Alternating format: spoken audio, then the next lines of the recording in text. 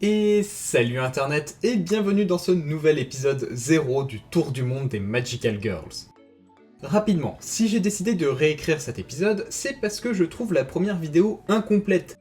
Et puisque j'ai l'occasion de la refaire pour partir sur de bonnes bases, je me suis dit let's go! Dans cette vidéo, vous trouverez une définition de ce qu'est une œuvre Magical Girl, les spécificités de ces œuvres, l'histoire du genre jusqu'à sa version moderne, et enfin les sous-genres qui peuplent le monde des Magical Girls. Définition. Pour bien démarrer, on va donc commencer par définir ce qu'est une œuvre Magical Girl en analysant le terme Magical Girl. Si vous parlez anglais, je ne vous apprends rien en disant que la traduction signifie fille magique. C'est très littéral, mais d'un autre côté c'est plutôt représentatif, et en règle générale, même en français, on utilisera Magical Girl pour parler d'une œuvre de ce genre, donc la traduction n'a pas vraiment d'intérêt.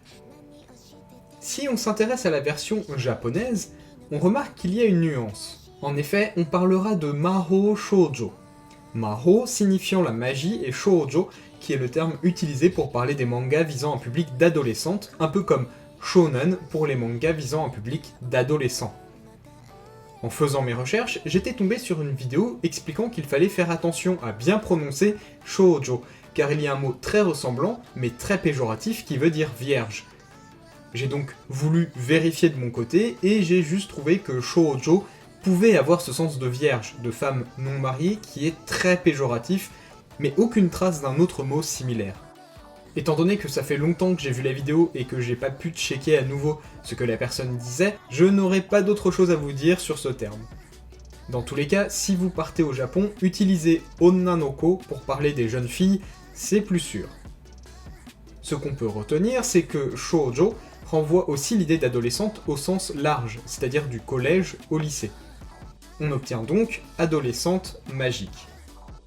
Si on prend le temps de réfléchir à ces termes, une adolescente magique ou une fille qui fait de la magie, quelque part c'est ni plus ni moins qu'une sorcière.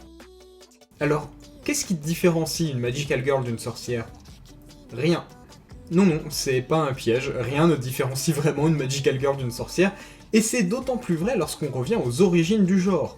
La seule différence entre une sorcière et une Magical Girl, c'est comment l'histoire autour du personnage est construite. Les spécificités du genre. Et justement, décortiquons comment sont construites les histoires de Magical Girl. Les histoires commencent très souvent par une fille lambda dans un monde lambda qui se retrouve soudainement dotée de pouvoirs magiques après la rencontre d'un petit animal magique ou après avoir touché un artefact magique. Dans la plupart des cas, on a l'un et l'autre pour des raisons évidentes de merchandising. Une fois les pouvoirs acquis, la jeune fille apprend que sa ville, le monde ou n'importe quoi d'autre est en danger et que grâce à ses nouveaux pouvoirs, elle est capable de sauver sa ville, le monde ou n'importe quoi d'autre. En plus de tout cela, il faut rajouter la phrase magique, et là où les scènes de transformation, d'attaque ou de magie, parfois sur fond neutre, qui sont réutilisées à chaque épisode. On peut aussi noter la présence d'un monde parallèle du nôtre, dans lequel l'héroïne évolue parfois ou est en lien avec, et le besoin de garder sa double identité secrète.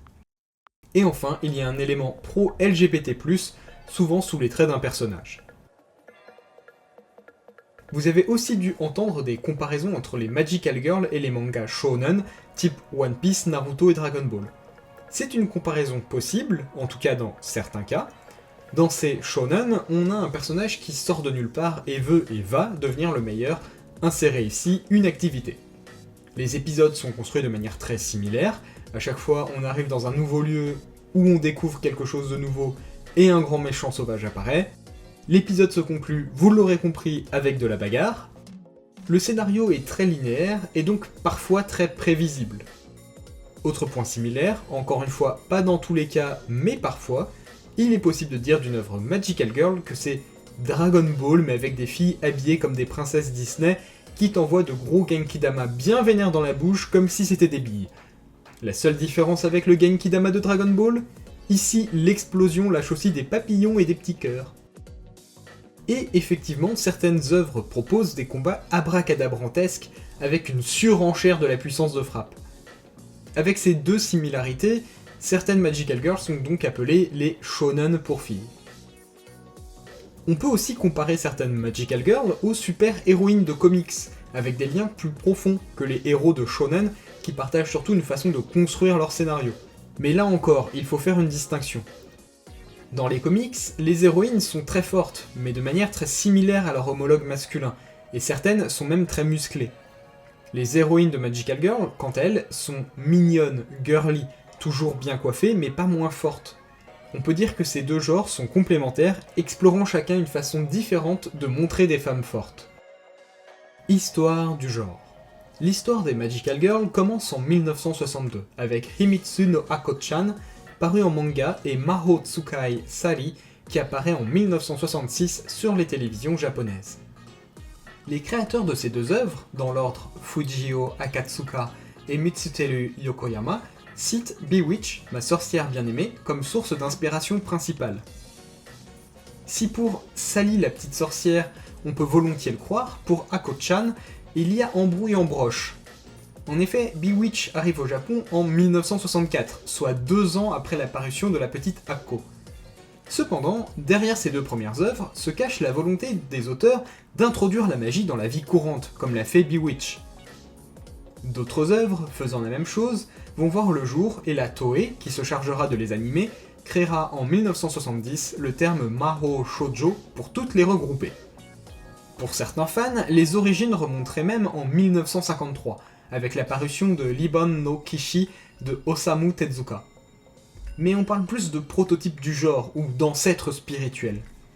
Quoi qu'il en soit, c'est avec la volonté d'élargir son public que la Toei va créer ce nouveau terme, inventant ainsi un tout nouveau genre d'anime et manga, avec des règles qui se précisent au fil des œuvres. Les œuvres que la Toei regroupe sous ce nouveau terme reprennent les éléments suivants. Un monde magique parallèle au nôtre, et avec lequel l'héroïne a un lien quelconque. L'objet magique, ou à défaut la formule magique, qui permet d'obtenir et ou pratiquer la magie, le fait que personne, sauf les spectatrices, ne doit être au courant de l'identité magique de l'héroïne, le but étant de créer un lien de complicité avec les spectatrices, une tomboy, souvent une amie de la protagoniste, et enfin la magie qui sert à résoudre des problèmes du quotidien. Un peu plus tard, Hachi Productions reprendra le flambeau et ajoutera au tout une mascotte. Ça n'a pas de prix, mais on veut bien ta carte bleue quand même, et la perte de pouvoir au milieu de la série. En 1980, le studio Pierrot créera les Magical Idol. Cela ajoute des intrigues secondaires plus profondes et surtout un mélange de médias au point qu'une série promeut même une vraie idole. Ce n'est que dans les années 90 qu'on rencontre enfin les Magical Girls modernes qui façonneront le genre comme on le connaît actuellement. De plus, il y aura une popularisation du genre à des degrés stratosphériques avec la sortie du bien connu Sailor Moon. Je suis passé un peu rapidement sur l'histoire des Magical Girls, mais ne vous inquiétez pas, chaque œuvre que je présenterai dans cette série sera l'occasion de se replonger un peu plus dans l'histoire du genre. Sous-genre. Avant de commencer à vous parler des différents sous-genres, j'aimerais mettre au clair les termes qu'on va utiliser ici. Le genre d'une œuvre définit ses grandes lignes, ce à quoi, en tant que spectateur, on peut s'attendre. Pour vous donner une idée précise, c'est comme si le genre définissait les décors et les types de personnages. Par exemple, une œuvre heroic fantasy contiendra un pays imaginaire, des chevaliers, de la magie, etc. Là où une œuvre d'horreur aura une nuit très présente, de l'isolement, une forêt, etc. Le sous-genre a pour but de venir préciser de quoi on va parler. C'est un peu comme si le genre donnait les personnages et les lieux, et que le sous-genre précisait l'action et donnait les couleurs, la lumière. Si je reprends les exemples de tout à l'heure, une œuvre heroic fantasy, avec comme sous-genre l'horreur, pourra ressembler à The Witcher, un mage qui manie l'épée erre à travers le pays pour tuer les monstres qui sèment la terreur dans les villes et les villages. Il est souvent seul et les monstres agissent de nuit. Maintenant, si on prend une œuvre d'horreur avec le sous-genre heroic fantasy, on pourrait imaginer quelque chose qui pourrait ressembler à Stranger Things. Des ados décident de lancer une partie de jeu de rôle type Donjons et Dragons dans un univers heroic fantasy donc, mais se rendent compte que les actions de leurs personnages ont des conséquences dramatiques dans la vie réelle, et aussi sur eux, et que toute mort est définitive et bien réelle, et vice versa. On pourrait ajouter aussi un petit système de quête et quelques sorts par-ci par-là pour agrémenter un petit peu plus le sous-genre heroic fantasy. Bon, je caricature évidemment, mais vous avez compris l'idée, c'est comme des boîtes qu'on empile les unes dans les autres. Mais parfois, le sous-genre est tellement grand qu'il comporte sa propre liste de sous-genres, et on va appeler ça des labels pour éviter toute confusion avec les noms précédents. Après, ce mot label reviendra surtout quand je vous parlerai d'œuvres très spécifiques avec la liste des sous-genres qui y sont liés.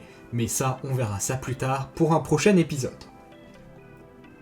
Cute Witch. Les Cute Witch sont, comme son nom l'indique, de mignonnes petites sorcières. Eh bien, c'est pas totalement vrai. Désolé d'insister, mais malgré le fait que les Magical Girls soient inspirées par les sorcières, ce sont deux choses bien distinctes. Cependant, l'utilisation du mot witch est là pour indiquer une certaine proximité avec les sorcières dont elles sont inspirées. Pour ceux qui ont suivi, ce sous-genre correspond surtout aux premières Magical Girls, quand le genre était en train de poser les bases et se cherchait encore. On trouve néanmoins des éléments communs aux œuvres de ce sous-genre, comme un monde magique avec lequel l'héroïne est liée, la magie qui sert à résoudre des problèmes du quotidien et qui doit rester secret, et enfin le petit objet permettant de la pratiquer. Deux exemples types sont bien évidemment Sally et Ako-chan, comme précédemment cités. Magical Idol. Les Magical Idols sont des Magical Girls qui sont aussi des idols japonaises, ces fameuses chanteuses à succès hyper médiatisées, ou dont la part de chant et musique a une place importante. La magie sera surtout utile pour gérer la carrière musicale de l'héroïne et sa double vie. De bons exemples sont Amy Magic et Creamy. Magical Warrior. Les Magical Warriors sont les Magical Girls guerrières. Elles sont divisées en deux catégories, les Magical Sentai et Magical Guntai. Magical Sentai. Les Magical Sentai s'inspirent des Super Sentai. Ces séries japonaises comme Kamen Rider, Ultraman est connues chez nous sous le nom de Power Ranger.